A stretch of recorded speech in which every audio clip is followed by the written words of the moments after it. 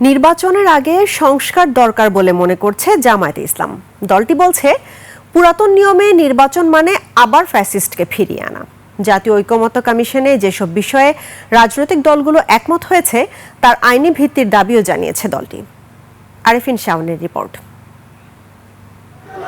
ওয়ালটন এখন দেশের সীমানা পেরিয়ে পৌঁছে গিয়েছে 50টিরও বেশি দেশে। ওয়ালটন, ঘরে ঘরে, বিশ্বজুড়ে। গণ অধিকার পরিষদের সভাপতি নুরুল হক সহ তার দলের নেতাকর্মীদের উপর হামলার প্রতিবাদে জামায়াতে ইসলামের বিক্ষোভ মিছিল। এতে অংশ নিয়ে দলের সেক্রেটারি জেনারেল মাওলানা হামিদুর রহমান আজাদ বলেন, ফেব্রুয়ারির আগেই নির্বাচন সম্ভব। প্রয়োজনে ফেব্রুয়ারি নয়, ডিসেম্বরেও নির্বাচন করতে আমরা প্রস্তুত। আমরা নির্বাচনের মাঠে আছি, প্রস্তুতি নিচ্ছি।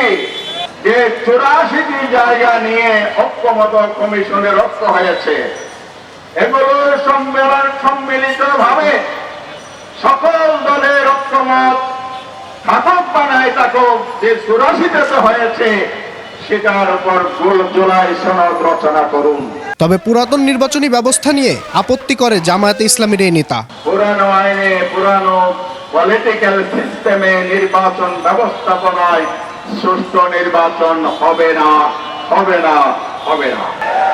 এর ভিত্তিতে নির্বাচন করতে হবে, তাইলে ফেব্রুয়ারির নির্বাচন সুষ্ঠু, নিরপেক্ষ এবং গ্রহণযোগ্য হবে।